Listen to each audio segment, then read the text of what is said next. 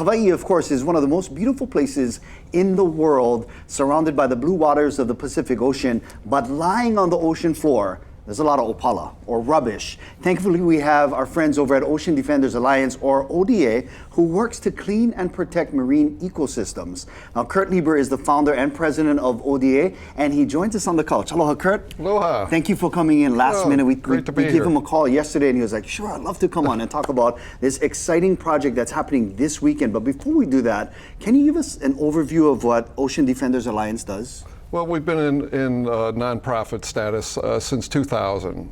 So I've been doing this for 24 years, and we go down, get a bunch of volunteer scuba divers, and get down and dirty and remove whatever man-made stuff is down there and doesn't belong.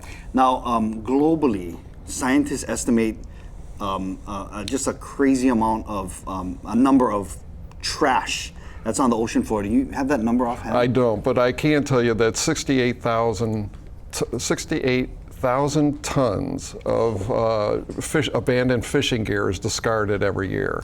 That is crazy. Yeah, it's a massive amount of fishing gear. And of course, we're surrounded by water, so some of it ends up here. In fact, you guys have done 9 cleanups of Kaneohe Bay thus far, and the last time your team removed over 2 tons of marine debris, including 44 automobile tires from the ocean floor. Again, can you walk us through that? You got the scuba divers. Talk us through that. Well, we want to clean up anything that's being, trashed basically by man. So we have volunteer divers that go down and look for these areas. And one of the biggest areas of high concentrations of tires, rubber tires, is Haia Pier, the area, Kaneohe Bay.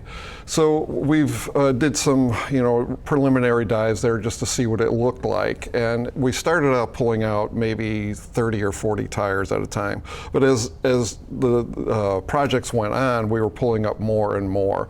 And one time we actually pulled up 110 tires in 2 hours. Oh my, what is the deal?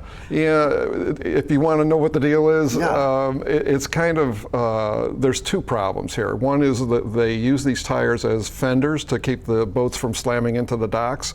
So when the line breaks or it chafes and wears off, the tires drop into the bottom and they get in there. That's probably 20% of the tires that we see there. The rest, 80%, somebody's dumping them. Yeah, because in Hawaii, according to our Hawaii revised statutes, we cannot dump our tires in a private or public landfill. So it has to be taken on by official tire center that can take in these tires. So it's amazing. My mind is blown that, again, I was reading your research that about 14 tons of tires and marine debris came out of Kaneohe Bay. Now, when you're looking at the bay, we're looking at some video here, it is absolutely gorgeous. You can see Mokoli'i, or Chinaman's hat, in the background. And when you look at the waters, it's very pristine, but lurking beneath is all of this rubbish, and it must be maddening for someone, you guys. It's so frustrating. In addition to the damage that it's causing to the benthic life, the animals that are down there, the shrimps, crabs, the fish that live on the bottom, it's also leaching a lot of toxins. There's about 200 different chemicals that go into making a tire. So those toxins are leaching into the environment over time.